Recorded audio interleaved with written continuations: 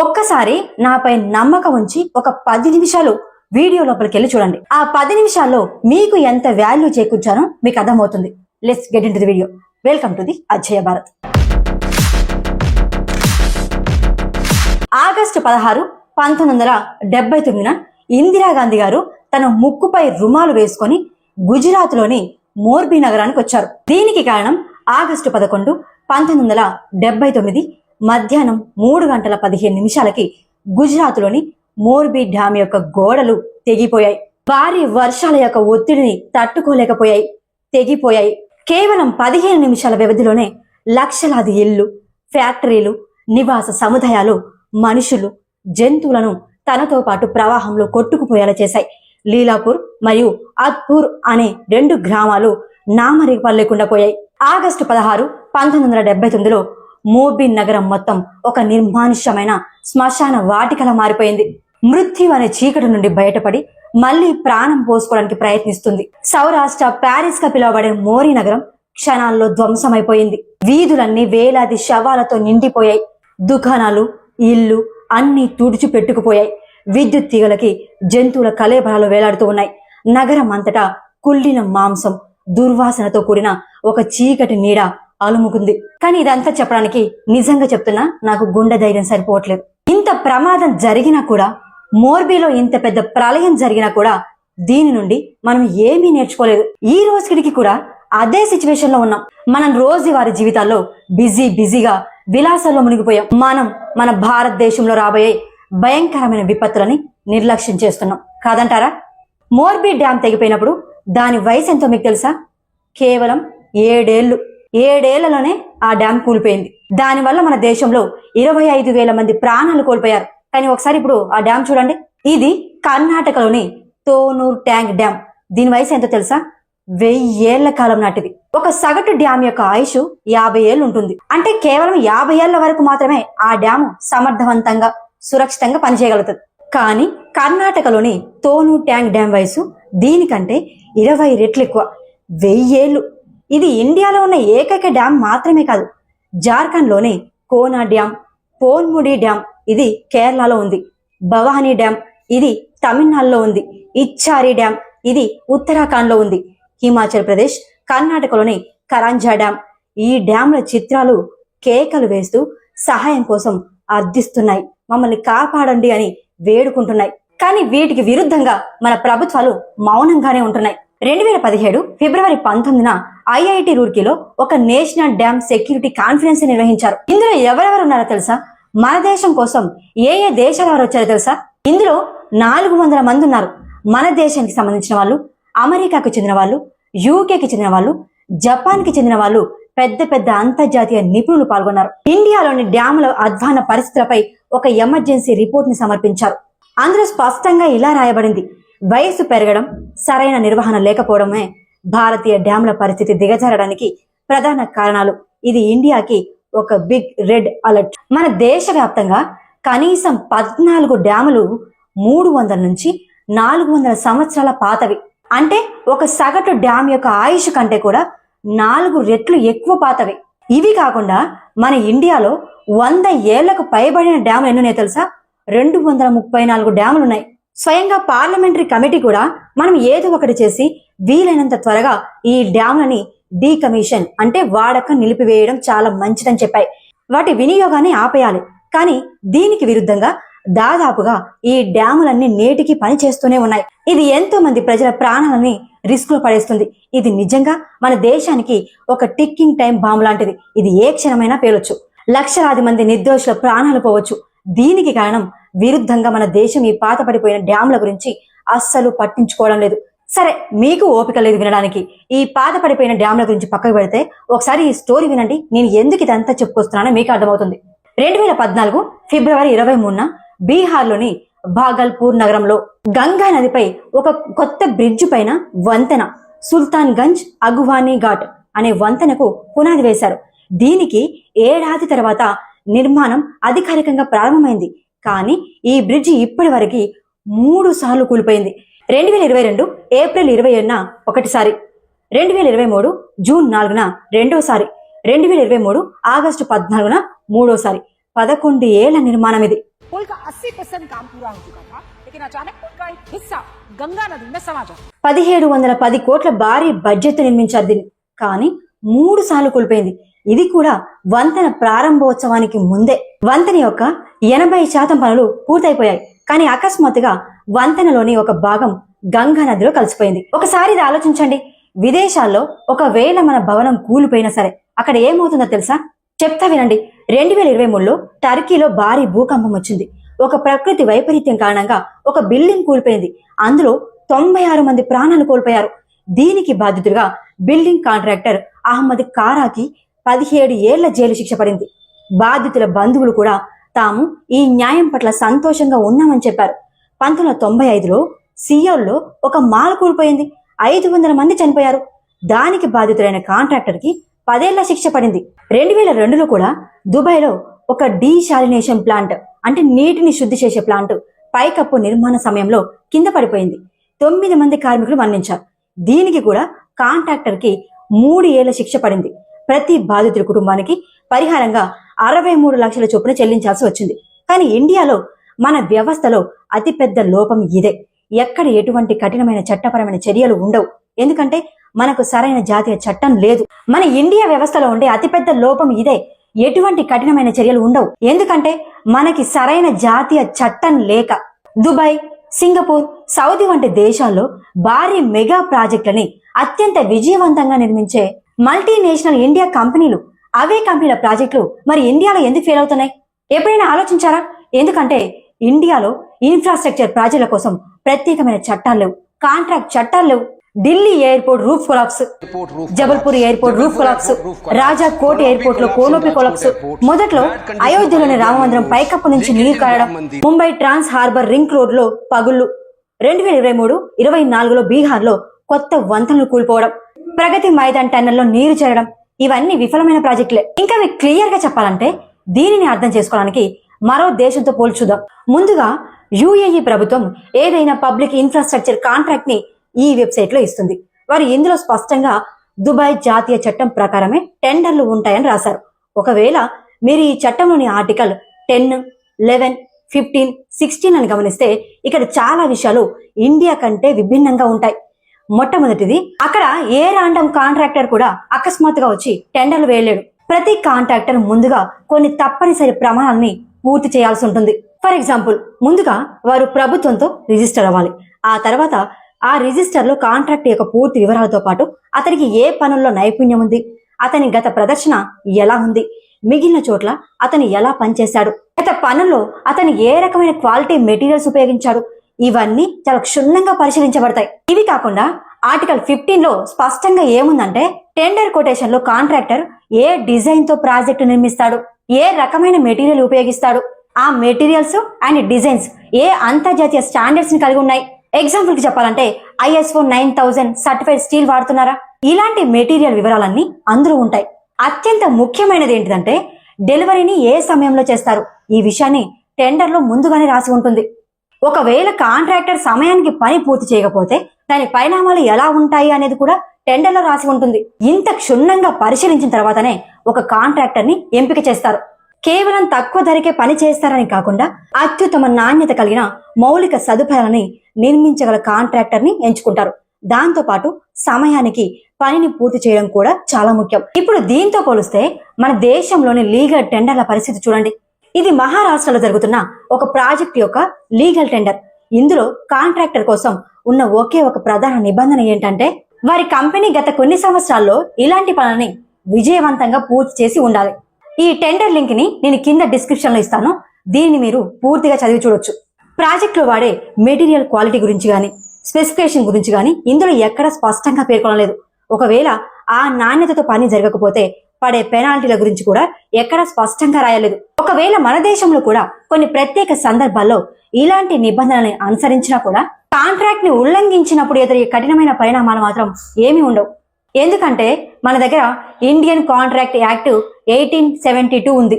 కానీ సమస్య ఏంటంటే ఈ చట్టం చిన్నపాటి వ్యక్తిగత స్థాయి కాంట్రాక్ట్లైన లీజు, అగ్రిమెంటు, ఎంప్లాయ్మెంట్ కాంట్రాక్ట్ నుండి మెగా పబ్లిక్ లెవెల్ ఇన్ఫ్రాస్ట్రక్చర్ కాంట్రాక్ట్ల వరకు అన్నిటికీ ఇదే వాడతారు. అందుకే ఇందులో ఇన్ఫ్రా వైఫల్యాలకి సంబంధించి ఎటువంటి ప్రత్యేకమైన తీవ్రమైన పరిణామాలు పేర్కొనబడలేదు. ప్రత్యేకంగా ఈ చట్టం ఏం చెబుతుందంటే, ఒకవేళ మీ కాంట్రాక్టు పై ఉల్లంఘన జరిగితే మీరు అవతల పార్టీ పైన చట్టపరమైన దావా వేయొచ్చు. కానీ ఇన్ఫ్రాస్ట్రక్చర్ నాణ్యత తక్కువగా ఉన్నా లేదా అందులో ఏదైనా పెద్ద సమస్యలు తలెత్తినా, ఇంకా దారుణంగా ఒకవేళ ఇన్ఫ్రాస్ట్రక్చర్ వైఫల్యం లేదంటే కూలిపోవడం వల్ల ప్రజలకి హాని జరిగితే దానికి ఖచ్చితమైన చట్టపరమైన శిక్ష ఏంటనే దానిపై ఎటువంటి స్పష్టత లేదు. ఢిల్లీ ఎయిర్పోర్ట్ టెర్మినల్ 1 వద్ద ఒక పెద్ద ప్రమాదం జరిగింది. అక్కడ టెర్మినల్ యొక్క ఒక భాగం అకస్మాత్తుగా కూలిపోయింది. గుజరాత్ లో జరిగిన అత్యంత దురదృష్టకర సంఘటనలో 130 మందికి పైగా ప్రాణాలు కోల్పోయారు. అలాగే గ్రేటర్ నోయిడాలోని షాబేరి గ్రామంలో నిర్మాణంలో ఉన్న 6 అంతస్తుల భవనం ఒక నివాస సముదాయంపై కూలిపోయింది. ఇప్పుడు ఒకసారి ఆలోచించండి, మన దేశంలో ఉగ్రవాదం వంటి నేరాల కోసం బిఎన్ఎస్ లో సరైన చట్టపరమైన శిక్షలు రాయబడ్డాయి. అయినప్పటికీ నేరం నిరూపితం అవ్వడానికి కొన్ని ఏళ్ల సంవత్సరాలు పడుతుంది. కానీ అంతవరకు నేరస్తులు వాళ్ళకి ఇష్టం వచ్చినట్టు తిరుగుతూ ఉంటారు. ఇక ఇలాంటి కేసుల్లో శిక్షలు, వాటి పరిణామాలు ఎలా ఉంటాయో మనం ఊహించుకోవచ్చు. ఇది కాకుండా ఇండియాలో మరో ప్రధాన కారణం ఉంది. కాంట్రాక్టర్ల కేటాయింపు కోసం ఉపయోగించే విధానమే అసమర్థంగా ఉంది. అంటే లీస్ట్ కోస్ట్ మెథడ్ ఉపయోగిస్తాం. దీని అర్థం ఏంటంటే, ఏ కాంట్రాక్టర్ అయితే అందరికంటే తక్కువ ధరకు కోట్ చేస్తారో సాధారణంగా ప్రభుత్వ పబ్లిక్ ఇన్ఫ్రా కాంట్రాక్టర్లు వారికి దక్కుతాయి. సో కాంట్రాక్టర్లకి తక్కువ ధరకే పని పూర్తి చేయాలనే ఉద్దేశం ఉన్నప్పుడు ప్రాజెక్ట్ ని క్లియర్ చేసే సమయంలో లాభాలను పెంచుకోవాలనే ఉద్దేశంతో క్వాలిటీ విషయంలో తీవ్రమైన రాజీ పడతారు. ఇవే రోడ్లు. అసలు ఈ రోడ్లు ఎక్కడ ఉన్నాయి? అంతా బోగస్ పని నడుస్తుంది ఫ్రెండ్స్. ఇదంతా పూర్తి నాసిరకం పని. వెరసి ఎటువంటి నేషనల్ చట్టం లేదు. ఒక ఉన్నతమైన నాణ్యత కలిగిన ఇన్ఫ్రాస్ట్రక్చర్ నిర్మించబడేలా చూసే నేషనల్ లెవెల్ చట్టం అవసరం. ప్రస్తుతం ఉన్న చట్టపరమైన నిబంధనలు కూడా చట్టపరమైన అమలు చాలా బలహీనంగా ఉంది. రోడ్డు కుంభకోణాల్లో చిక్కుకున్న బ్లాక్ లిస్ట్ చేయబడిన కాంట్రాక్టర్లకే మళ్లీ కాంట్రాక్టర్లు కేటాయించబడుతున్నాయి. ఈ విషయాన్ని ముంబైలోని ఒక టాప్ లీగల్ ఫర్మ్ కూడా హైలైట్ చేసింది. ఇండియాకి ఒక నేషనల్ ప్రొక్యూర్మెంట్ లా అవసరమని వారు కూడా చెప్పారు. ఇది ప్రభుత్వ పబ్లిక్ సెక్టర్ల ద్వారా ప్రాజెక్టులని ఏ విధంగా డెవలప్ చేయాలో నిబంధనలను రూపొందిస్తుంది. రెగ్యులేషన్ కలిగి ఉండాలి. సరే, ఇప్పటి వరకు మనం ప్రస్తుతం నిర్మించబడుతున్న ప్రాజెక్టుల గురించి మాత్రం మాట్లాడుకున్నాం. అవి అభివృద్ధి చెందుతున్నాయి. సరే, దశాబ్దాల క్రితమే నిర్మించబడిన ప్రాజెక్టుల సంగతి ఏంటి మరి? బ్రిటిష్ కాలం నుండి నిర్మించబడిన ఆ ప్రాజెక్టుల కోసం దురదృష్టవశాత్తు ఇండియాలో ఎటువంటి నేషనల్ స్ట్రక్చర్ ఆడిట్ లా లేదు. చట్టం లేకపోవడంతో దేశవ్యాప్తంగా ఎక్కడా ఒకే రకమైన స్టాండర్డ్ ఆపరేటింగ్ ప్రాసెస్ లేదు. అంటే ఎంత అనుభవం ఉన్నా ఆడిటర్ ఆడిట్ చేయాలి. ఎంత తరచుగా ఈ ఆడిట్లు జరగాలి, పారామీటర్స్ చెక్ ఎలా ఉండాలి, ఇలాంటి నియమాలు లేకపోవడంతో ప్రభుత్వ శాఖలన్నీ తమకు నచ్చినట్టుగా ఆడిట్లు చేసేసుకుంటున్నాయి. తమకు కావలసిన ఏజెన్సీతో ఆడిట్ చేయించుకుంటున్నాయి. ఇందులో మరో సమస్య ఏంటంటే, అసలు ఆడిట్ చేసే బాధ్యత ఎవరిది అనేది చాలా సార్లు స్పష్టంగా ఉండదు. వంతెనల ఉదాహరణ తీసుకుంటే, దేశంలోని హైవే వంతెనలు NHAI కిందికి వస్తాయి. రైల్వే వంతెనలు రైల్వే మంత్రిత్వ శాఖ కిందికి వస్తాయి. స్టేట్ హైవే వంతెనలు రాష్ట్ర ప్రభుత్వాల కిందికి వస్తాయి. బార్డర్ ఏరియా వంతెనలు BREO కిందికి వస్తాయి. ఈ అథారిటీలన్నీ తమ వంతెనల స్ట్రక్చర్ ఆడిట్ ని వేరొక డిపార్ట్మెంట్ చేస్తుందని భావిస్తాయి. అదే సమయంలో రెండవ డిపార్ట్మెంట్ మొదటి వారే ఆడిట్ పూర్తి చేసి ఉంటారని అనుకుంటుంది. 2019లో ముంబైలోని అంధేరిలో ఒక వంతెన కూలిపోయింది. ఆశ్చర్యకరమైన విషయం ఏంటంటే, ప్రమాదానికి కేవలం 6 నెలల ముందే ఆ వంతెనని సురక్షితమైందిగా ప్రకటించారు. కానీ తర్వాత పరిశోధనలో ఆ ఆడిట్ చేసిన కంపెనీ గురించి తెలిసింది. ఆ కంపెనీ అంధేరిలోని ఒక చిన్న 3 అంతస్తుల భవనంలో కనీసం లిఫ్ట్ కూడా లేకుండా ఆ 3 అంతస్తుల భవనంలోని 3 అంతస్తులో ఉన్న ఒక చిన్న ఫ్లాట్ నుండి ఆపరేట్ అవుతుంది. వారికి కనీసం ఒక సరైన ఆఫీస్ కూడా లేదు. ఈ వార్త బయటికి రాగానే రైల్వే మరియు BMC రెండు ఒకరిపై ఒకరు నిందలు వేసుకోవడం మొదలుపెట్టాయి. బాధ్యత నుండి తప్పించుకోవడానికి మేము ఆడిట్ చేయించలేదు అని బ్లేమ్ గేమ్ ఆడాయి. రైల్వే అడ్మిషన్ల నిధుల విషయంలో పూర్తిగా బాధ్యత కలిగి ఉండాలి. డ్యామ్ల విషయంలో కూడా ఇదే సమస్య ఉంది. అయితే డ్యామ్ల రక్షణ కోసం భారత ప్రభుత్వం డ్యామ్ ప్రొటెక్షన్ యాక్ట్ రూపొందించింది. బహుశా 2021 అనుకుంటా. దీని ప్రకారం వర్షాలకు ముందు తర్వాత డ్యామ్లు ఆడిట్ చేయడం తప్పనిసరి. కానీ ఇందులో కూడా వారు ఆర్టికల్ 20లో ఏం రాశారంటే, ఒక డ్యామ్ యొక్క యాజమాన్య అన్ని తనిఖీలు, నిర్వహణ పనులు చేయించాలి. దీనివల్ల మళ్ళీ బ్యూరోక్రాటిక్ బ్లేమ్ గేమ్ మొదలవుతుంది. అంటే అధికారులు ఒకరి మధ్య ఒకరు నిందలు వేసుకోవడం. ఎందుకంటే ఇండియాలో దాదాపుగా అన్ని డ్యాములు రాష్ట్ర ప్రభుత్వాల ఆధీనంలోనే ఉన్నాయి. కానీ సమస్య ఏంటంటే, రాష్ట్రంలో కూడా ఆ రాష్ట్రానికి చెందిన అనేక శాఖలు యాజమాన్యాన్ని కలిగి ఉన్నాయి. ఎగ్జాంపుల్ కి ఇరిగేషన్ డిపార్ట్మెంట్, విద్యుత్ బోర్డులు, మున్సిపల్ కార్పొరేషన్లు మొదలైనవి.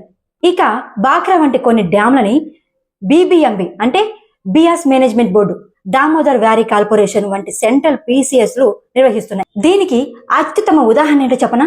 ముల్లపెరియార్ డ్యాం. ఇది ముల్లపెరియార్ డ్యాం పరిస్థితి మీరు స్పష్టంగా చూడొచ్చు. డ్యాం గోడలపై పగుళ్ళొచ్చాయి, నీరు లీక్ అవుతుంది. ఒకసారి ఆలోచించండి, ప్రపంచ చరిత్రలోనే అత్యంత భయంకరమైన డ్యాం ప్రమాదం మోర్బీ డిజాస్టర్ లో 25,000 మంది ప్రాణాలు కోల్పోయారు. కానీ కొన్ని అధికారిక అంచనాల ప్రకారం దేవుడు కాపాడాలి గాని ఒకవేళ కేరళలోని ఈ ముల్లపెరియార్ డ్యాం గనుక తెగితే దాని చుట్టుపక్కల ఉన్న 5 నుండి 7 జిల్లాలు దాదాపుగా 35 లక్షల మంది వరదల్లో మునిగి ప్రాణాలు కోల్పోయే ప్రమాదం ఉంది. అందుకే మనకు ఒక serious national level structural audit law అవసరం. ఇది రాష్ట్ర విభాగాలపైన పూర్తి బాధ్యత ఉంచాలి. రాష్ట్రంలోని పాతబడిపోతున్న డ్యాములు, ఇతర పబ్లిక్ ఇన్ఫ్రా ప్రాజెక్టుల బాధ్యతను ఎవరికి వారు స్వయంగా తీసుకునేలా చేయాలి. ఇకపైన ఒకరిపై ఒకరు నిందలు వేసుకోవడం ఆపేసేయాలి. బాధ్యత నుండి తప్పుకోవడం ఎప్పటికీ కుదరదు. కానీ ఒక వాస్తవాన్ని ఒప్పుకుందాం, ఈ వ్యవస్థ ఇండియాలో అమలు కావడానికి కొన్ని ఏళ్ల టైం పట్టొచ్చు. అసలు ఇవి జరుగుతాయా లేదా అనే వాటికి ఎటువంటి గ్యారంటీ లేదు. ఎందుకు తెలుసా? ఎందుకంటే ఇది మనకు అసలు ప్రాధాన్యత కానే కాదు. రోడ్లపై ఇన్ని గుంతలా? అసలు మున్సిపల్ కార్పొరేషన్ ఏం పని చేస్తుంది? ఒకవేళ పని చేస్తే ప్రభుత్వం నాణ్యమైన పనిని ఎందుకు చేయట్లేదు? Income tax, corporate tax, GST ఇలా ప్రజలు అన్ని రకాల ట్యాక్సులు కడుతూనే ఉన్నారు కదా. ఇంత డబ్బు కట్టిన తర్వాత కూడా మనకు లభిస్తున్న మినిమం సౌకర్యాలేంటి? దేశ ఆర్థిక వ్యవస్థలో ఇన్నాళ్ళకి ఒక మెట్రో వ్యవస్థ వస్తుంది.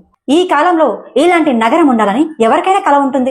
ఇండియా ప్రపంచంలోనే అత్యంత వేగంగా అభివృద్ధి చెందుతున్న ఆర్థిక వ్యవస్థ అని మనం వింటూనే ఉన్నాం. దీని గురించి వరల్డ్ బ్యాంక్ నుండి అంతర్జాతీయ వ్యవస్థల వరకు అందరూ చెప్తూనే ఉన్నారు. అభివృద్ధి చెందుతున్న ఆర్థిక వ్యవస్థ, యుఎస్ కంటే ముందుంది, ఇలాంటి మాటలు మనం చాలా విన్నాం. వరల్డ్ బ్యాంక్ నుండి అంతర్జాతీయ ద్రవ్య నిధి వరకు అందరూ భారత ఆర్థిక వ్యవస్థ వేగంపై ప్రపంచంలోనే అత్యంత వేగవంతమైనదని అంగీకరిస్తున్నారు. మనం దుబాయ్, చైనా, యుఎస్ లతో మనల్ని మనం ఆర్థికంగా పోల్చుకుంటున్నాం. కానీ మనకి ఆ దేశాలకు మధ్య ఒక పెద్ద వ్యత్యాసం ఉంది. ఇండియాలో ఒక మనిషి ప్రాణానికి ఎటువంటి విలువ లేదు. మోర్బీలో 140 ఏళ్ల నాటి బ్రిటిష్ కాలం నాటి జుల్ఫుల్ అంటే తొలకరి వందన సుదీర్ఘ మెయింటెనెన్స్ బ్రేక్ తర్వాత గుజరాత్ ప్రజల కోసం తెరిచారు. కానీ అది తెరిచిన 5 రోజులకే అక్టోబర్ 30, 2022న ఆ వంతెన తెగి కింద పడిపోయింది. ఈ 140 ఏళ్ల పాత వంతెన ఒక్క దెబ్బతో 140 మంది ప్రాణాలను బలి తీసుకుంది. అయితే అందరికంటే సిగ్గు చేటైన విషయం ఏంటి అంటే ఈ ఘోర ప్రమాదం జరిగిన నేటికి 2 సంవత్సరాలు కావస్తుంది. అప్పట్లో పోలీసులు 10 మందిని అరెస్టు కూడా చేశారు. 2 ఏళ్లుగా కోర్టులో కేసు నడుస్తుంది. కానీ ఇప్పటికీ పోలీసులు ఛార్జ్ షీట్ లో ఏ నేరం కింద ఓరేవా కంపెనీ బుక్ చేయాలో అర్థం కావడం లేదంటున్నారు. ఏ సెక్షన్ కింద కేసు పెట్టాలో స్పష్టత లేకపోవడంతో వారికి బెయిల్ లభించింది. 140 మంది ప్రాణాలను పొట్టన పెట్టుకున్నా సరే ఆ కాంట్రాక్టర్లు స్వేచ్ఛగా బయట తిరుగుతున్నారు. మన దేశంలో రాజకీయ నాయకులు 40 లక్షల లంచం తీసుకుంటూ రెడ్ హ్యాండెడ్ గా పట్టుపడ్డా వారి ఇళ్లపై దాడి జరిగినప్పుడు 6 కోట్ల నగదు కనిపించింది. కళ్ళ ముందు కరెన్సీ నోట్ల కొండలు కనిపిస్తున్నా 2015లో కర్ణాటకకు చెందిన ఒక మంత్రి భార్యని స్టింగ్ ఆపరేషన్ లో 7 లక్షల లంచం తీసుకుంటుండగా పట్టుకున్నారు. ఇదే ఏడాది మార్చిలో ఢిల్లీ మాజీ పబ్లిక్ వర్క్స్ డిపార్ట్మెంట్ మంత్రి సత్యేంద్ర జైన్ ని అవినీతి కేసులో అరెస్ట్ చేశారు. అతడి సన్నిధి ఇంట్లో 5 కోట్ల నగదు, సుమారు 1 కిలో బంగారం దొరికింది. మంత్రులను పక్కకు పెడితే పీడబ్ల్యూడి వంటి అధికారిక విభాగాల్లో పనిచేసే కొందరు ఇంజనీర్లనే చూడండి. నోయిడాకి చెందిన ఒక పీడబ్ల్యూడి ఇంజనీర్ వద్ద 200 కోట్లు విలువైన ఆస్తులు, మెర్సిడెస్, ఆడి వంటి 5 అల్ట్రా ప్రీమియం కార్లు, సొంతంగా ఒక స్కూలు, ఒక లగ్జరీ హోటల్, ఒక బ్యాంకెట్ హాల్ లభించాయి. కానీ ఇతని అధికార జీతం ఎంతో తెలుసా? నెలకి కేవలం 60,000 నుండి 65 మాత్రమే. కానీ నోయిడా అథారిటీకి చెందిన ఈ అసిస్టెంట్ ఇంజనీర్ సంపాదించిన ఆస్తులు చూస్తే ఆశ్చర్యపోవాల్సిందే. ఇతని జీతానికి ఇతని ఆస్తికి పోల్చి చూస్తే ఊపిరి ఆగిపోయేలా అనిపిస్తుంది. కష్టపడి చెమటోచి పనిచేసే వాళ్ళు చాలా మంది ఉన్నారు. కానీ వీళ్ళు మాత్రం ఇలా బతుకుతున్నారు. ఇంటర్నెట్ అంతా ఇలాంటి స్టింగ్ ఆపరేషన్లు వీడియోలతోనే నిండిపోయింది. ఈ ప్రభుత్వ అధికారుల తీరు ఇలానే ఉంది. వంతెనను నిర్మించినా లేదంటే కూలిపోయినా వాళ్ళకి రావాల్సిన లంచం మాత్రం ఆగకూడదు. కానీ ఈ లంచం అంతా ఎక్కడి నుంచి వస్తుందో తెలుసా? ప్రజల పన్నుల డబ్బుల నుండి వేల కోట్ల రూపాయలు ఖర్చు చేస్తున్నారు. ముంబైలోని గోఖలే బ్రిడ్జ్ ని అంతకు ముందే ఉన్న ఒక ఫ్లైఓవర్ కి కలపాల్సింది. కానీ ఇప్పుడు గోఖలే వంతెన మరియు బర్ఫీవాలా వంతెనను కలిపే చోట మిస్ అలైన్మెంట్ అంటే తప్పుగా కలిపారు. అంటే వాటి మధ్య 3 నుండి 6 అడుగుల తేడా ఉంది. అందుకే నేను చెప్తున్నా, వీటన్నిటి వెనక మన తప్పు కూడా ఉంది. మన ఆలోచన విధానంలో తప్పు ఉంది. రాజకీయ నాయకులు చేసే విచ్ఛిన్నకర రాజకీయాల్ని మనం ఆపాలి. అలా అని చెప్పి నేను బీజేపీని నిందించట్లేదండి. మధ్యలో నడుస్తున్న ఈ కాంట్రాక్టర్లు, ప్రభుత్వ ఉద్యోగులు వీళ్ళందరినీ పట్టించుకోకపోవడం వల్ల ప్రజలకి ఇలా నష్టం కలుగుతుంది. తప్పు వీళ్ళది, కానీ నింద మాత్రం ప్రభుత్వం పడుతుంది. ప్రభుత్వానికి తెలియకుండా దాచేది కూడా వీళ్ళే. మనందరం కలిసి అసలైన సమస్యలు ఏంటో ప్రభుత్వానికి తెలియజేయాలి. నా ఈ కష్టానికి మీ కష్టం కూడా యాడ్ అవుతుందని నేను అనుకుంటున్నాను. ఈ వీడియోకి సంబంధించి మీ ఒపీనియన్ ఏంటో ఖచ్చితంగా కామెంట్లో తెలియజేయండి. మీ ఒపీనియన్ ఏదైనా సరే నేను స్వీకరిస్తాను. నా కష్టానికి మీ చేయుత. దేశ గౌరవాన్ని ప్రపంచ దేశాల్లో ముందుకు తీసుకెళ్లాలి అంటే ముందు మన దేశ గౌరవం ఏంటో మన దేశ ప్రజలు తెలుసుకోవాలి. దేశానికి సంబంధించిన ఇలాంటి మరెన్నో వీడియోలు పెట్టగానే నోటిఫికేషన్ మీ కడప వరకు చేరాలి అంటే ఛానల్ని సబ్స్క్రైబ్ చేసుకోండి. జై హింద్.